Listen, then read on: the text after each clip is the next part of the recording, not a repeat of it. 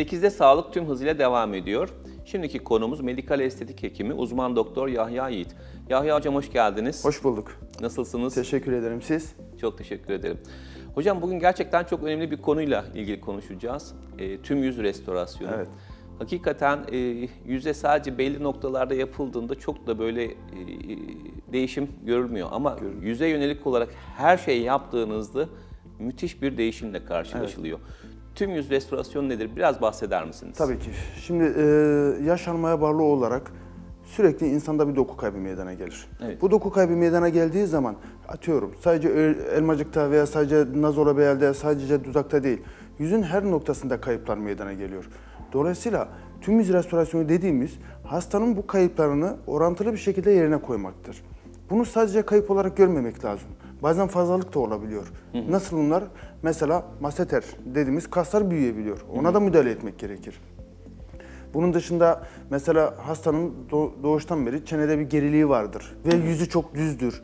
O hastaya arka elmacık yapmak gerekebilir. Çenesi kısa olanlara çene dolgusu yapmak gerekebilir. Alnı basık olana alın dolgusu gerekebilir. Yani hastanın yüzünü bir bütün olarak değerlendirmek gerekir. Ve kişinin yüzü için en uygun müdahale neyse veya kişinin yüzü kemik hatlara baktığımızda en güzel nasıl güzel bir şekil alır, onu göz önünde bulundurup ona göre bir yaklaşımda bulunmak gerekir. Yani tüm yüz restorasyonunda belli bir oran ve orantıya yönelik olarak bir çalışma yapıyorsunuz. Doğru mudur hocam? Kesinlikle. Bu oran ve orantıdan biraz bahseder misiniz? Tabii Çünkü ki. çok önemli bir konu. Kesinlikle. Şimdi şöyle değerlendirmek lazım. Ben bu örneği her zaman veririm. Mesela hasta daha önce bize geldiğinde, ben daha önce çalışırken hekim olarak, yani medikal estetik alanında değil de kemoterapi almaya başlayan bir hasta geldiğinde yüzü gayet normal. Fakat zaman içerisinde kilo veriyor. Ve aylar sonrasında tekrar bize geldiğinde şunu görüyoruz. Hastanın kulakları ve burnu çok büyük geliyor bize. Doğru. Yani bu neden kaynaklanıyor? Çünkü burun ve kulakta doku kaybı çok fazla meydana gelmez. Evet. Ama geri kalan kısımların tamamında doku kayıpları meydana geliyor. Hasta zayıflıyor, kilo veriyor. Yüzünde, kaslarında, yağ dokusunda, kemiklerinde bir küçülme meydana geliyor. Evet. Dolayısıyla ne oldu? Burun ve kulak çok büyük oldu. Aslında onların hacmi büyümedi. Geri kalan kısımların hacmi azaldı. Evet. Elmacıklar çöktü, şakaklar çöktü. Evet. Çene bölgesindeki doku kayıpları meydana geldi. Yani burada vurgulamak istediğim şey şudur. Aslında orada yüzün bir bütün olarak değerlendirdiğimiz zaman kişinin elmacıklarıyla burnu, çenesi, dudakları bir orantı içerisinde olmalıdır. Mesela bazen hastalarımıza müdahale ediyoruz, işlem yapıyoruz. Hocam ben dudak istemiyorum diyor. Evet. Ama geri kalan her tarafı yapıyoruz. Şakağından tutun ta çeneye kadar. Her tarafa müdahale ediyoruz. Fakat dudak istemediği zaman kontrolde ilk iş hocam bana dudakta yapın demesi oluyor. Eksik kalan parça bir anda puzzle'ın evet, eksik parçası kesinlikle ortaya çıkıyor. Biz görüyoruz. Bunun olacağını zaten biliyoruz ama hasta ya işte dudak çok öne çıkar, göz ön planda olur filan. Hani biraz çekiniyor fakat kontrole geldiğinde ya hocam her taraf çok güzel de dudak çok yaşlı duruyor diyor ve küçük kaldı diyor. Dudağın biraz daha hacim kazanmasının sebebi budur. Kişi bile bunu fark edebiliyor. Her taraf tamam hacimli, genç, canlı, güzel ama dudak geri planda kaldı. Aynı şey diğer bölgeler için de geçerli. Örneğin biz elmacığı yaptık, çene bölgesini yapmadık diyelim. O zaman ne olur? Buralar gayet güzel, buralar yaşlı ve geri planda kalıyor. Hatta öyle bir çalışmam vardı. Hastamın birine orta yüz yapmıştım. Fakat çenesi de çok kısaydı. Hasta geldi, hocam sizin yaptığınız çalışmalar normalde doğal, niye bende doğal durmadı? Hocam dedim siz çeneyi yaptırmadınız. Çünkü bu defa yuvarlak kaldı. Tabii üst taraf konveks kaldı. Aynen öyle. Evet. Siz çeneyi yaptırmadınız, yavaş yavaş gidelim dediniz. Tamam yapalım dedi. Sonra çeneyi yaptıktan sonra hocam özür dilerim dedi. Gerçekten haklıymışsınız dedi. Doğallığı bozan fazla olması değil olmamasıymış dedi. Yani öyle bir hikayem de var.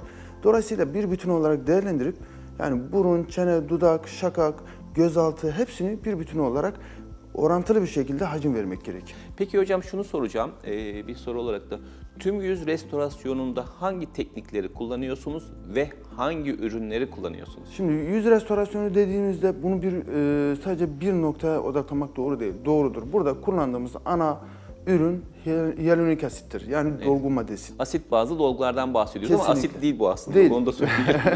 Hyaluronik asit yani vücudun yapısında, bağ yapısında olan bir maddedir zaten. Laboratuvar ortamında üretilmiş ve vücuda uygun bir hale getirilmiş. Biz de bunu enjekte ediyoruz. Asıl temelde kullandığımız budur. Fakat bazı durumlarda LIFU dediğimiz HIFU'nun daha üstünde olan bir fokus ultrason teknolojisi olabilir. Bunun dışında sweep uygulaması dediğimiz yüzü iyice gelen bir uygulama yapabiliriz. Çünkü dokular bazen o kadar sarkıyor ki. Yani cerrahilik bir hasta bizim karşımıza geliyor. Evet. Ve şunu diyor, hocam benim yüzümü toparlayın. Tamam da ciddi şekilde bir sarkma var, bir doku kaybı var. Direkt dolguyu koyduğumuz zaman da istediğimiz sonucu elde edemeyiz. Ben her zaman şunu söylerim. Artık bu işi gerçekten hani ne kadar hekimlik işi de zaten bir usta-çırak ilişkisinden tutun zaman içerisinde tecrübe edinmeyle, kendini geliştirmeyle hiçbir şey kitapta yazdığı gibi olmuyor. Yani kitaptakine göre işlem yapsak veya hastaya yaklaşımda bulunsak kesinlikle istediğimiz sonuçları elde edemiyoruz. Burada birinci kural tecrübedir. Şimdi hasta geldiği zaman biz çok fazla bir sarkması olan bir hastaya dolgu uygulaması yaptığımızda bazen o dolgu istediğimiz sonucun tersini verir. Eğer çok fazla sarkma varsa o hastada o dolgular yer çekimine bağlı olarak ağırlık oluşturur ve sarkmayı daha da artırabilir. Evet. Doğru katmana konulmadığında da aynı şekilde sıkıntılar ortaya çıkabilir. Dolayısıyla hastayı değerlendirirken ciddi bir sarkması varsa önce onu toparlamak gerekir. Onu toparlamak için de elimizde gerçekten ciddi, kaliteli, güzel gençlik aşılar var. Biraz önce bahsettiğim sweep uygulamaları, LIFU uygulamaları, gerekirse ip askılanma uygulamaları bunlarla kombine yapabiliyoruz bazen. Hocam bir de şöyle bir şey söylemek istiyorum. Hocamız 40'lı yaşlarda ve kendisinde de bakın yüzüne bakarsanız yani ne kadar genç olduğunu görürsünüz. Bu tip uygulamalar yapmadan önce biz program öncesi konuşmuştuk. Kendisine de bu tip uygulamaları yaptığını Tabii yapıyorum. Ve çekinmiyorsun bunu. Tabii kesinlikle çekinmiyorum ama ben bile paylaşıyorum yani geçen sözünüzü kestim ama yani gittim tıraş oldum. Normalde hiçbir zaman jilete vurmam sakar ama yılda bir iki ancak şey yapıyorum. Bir baktım doku kaybı var çenemde. Evet. Ya zaten elmacıkları falan da önce yapmıştım. Yani sabahın ilk hastası olarak kendimi aldım aynanın karşısında. Yani kendine yapmadığını kimseye yapmıyor. Kesinlikle. Bu çok önemli bir dikkat. Ve 2,5 ml dolgu koydum sadece kendi. Ki benim çene kısalığım falan da yok. Sadece doku kaybını yerine koymak için 2,5 ml dolgu kullandım. Ve orijinal şekline getirdim. Hocam gerçekten yüzünüz çok oranlı. Ve siz bu oran ve orantıya çok dikkat ettiğinizi ben çok iyi anlıyorum. Bir plastik cerrah olarak bunu söyleyebilirim. Hocam ederim. Peki mesela 40'lı yaşlardasınız dedim. Yaş grubu olarak bu işlemleri hangi yaş gruplarına yapıyorsunuz? Hangi yaşlarda yapılıyor? Yani gençlere yapılıyor mu? Ya da ileri yaşlara nasıl yapılıyor? Biraz bahseder misiniz? Aslında bu uygulamaların bir yaş sınırı yok. 18 yaş ve üstünde bu uygulamaların hepsi yapılabilir. Fakat kişinin öncelikle bir kendi psikolojik gelişimini, kişisel gelişimini tamamlamış olması gerekir bu işlemler için. Şimdi 18 yaşında bir kız çocuğu gelip de hocam ben işte yüzümün şurasını şöyle yapmak istiyorum, böyle yapmak istiyorum dediği zaman sonuçta tüm yüz restorasyon olarak asla yani önermiyorum öyle bir hasta. Fakat hani ciddi bir doku kaybı vardır, kayıpları yerine koyabiliriz. Ya da anatomik bir bozukluğu vardır. Tabii ki. Doğuştan gelen. Aynen. Anatomik bir bozukluk vardır, onu düzeltebiliriz. Ama işte yüzüm şuna benzesin, şöyle olsun. Yani çok önermiyorum. Çünkü kişinin daha o gelişim sürecini tamamladığını ben düşünmüyorum. Yarın bir gün fikri değişebilir. Tabii. Onun için mümkün mertebe yaş küçüldükçe daha ufak başlamak isteriz. Yani mesela 18 yaşındadır. Burunda şekil bozukluğu vardır. Tabii ki yapabiliriz. Çenesi çok geridir. Yapabiliriz. Ama ben başka böyle televizyonlarda gördüğüm veya şu ünlü, şu yabancıya benzemek istiyorum diye gelenler de oluyor. Fakat onlar sadece bir heves olduğu için çok sıcak bakmıyorum. Hocam peki yaş grubu ileri olan hastalarda yani yüzünde ciddi doku kaybı olan, sarkıklık olan hastalarda bir ön hazırlık yapıyor musunuz? Ya da bu hastalara yaklaşımınız nedir? Evet, ön hazırlık yapıyoruz. Şöyle, öncelikle hasta cerrahi düşünmüyorsa, cerrahi noktasındaysa eğer ve cerrahi düşünmüyorsa bunun öncesinde gençlik aşıları yapabiliyoruz, LIFU uygulaması yapabiliyoruz, sweep uygulamaları yapabiliyoruz. Bunları yaptıktan sonra, cilt biraz toparladıktan sonra, oradaki bağ doku biraz sıkılaştıktan sonra dolgu uygulamalarını tercih ediyoruz. Hocam son bir soru olarak da süremiz çok kısaldı.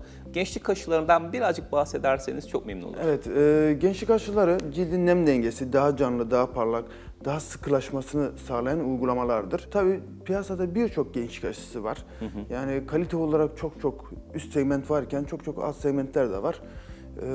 Dolayısıyla hani bir işlemi yaparken etki ve sonucu göz önünde bulundurmak gerekir. Dolayısıyla biz ürünleri seçerken en iyisini seçiyoruz sürekli ve hastanın sonuç alacağı ürünleri tercih ediyoruz. Ortalama hani geneli aynı şekildedir. Ortalama 3 seans ve 4 seans yapıyoruz. 15 günde bir biz bunu öneriyoruz. Bunu yaptıktan sonra toplamda şöyle baktığında 1,5 aylık bir süreye tekabül ediyor. Bu süre tamamlandıktan sonra da hastanın yüzü zaten iyi bir şekilde toparlanmış oluyor. Ondan sonra dolgu uygulamalarına geçebiliyoruz. Hocam çok teşekkür ederiz Ben verdiğiniz teşekkür bilgiler ederim. için. Bugünkü program konuğumuz medikal estetik hekimi uzman doktor Yahya Yiğit idi. Programımız kaldığımız yerden tüm hızıyla devam ediyor.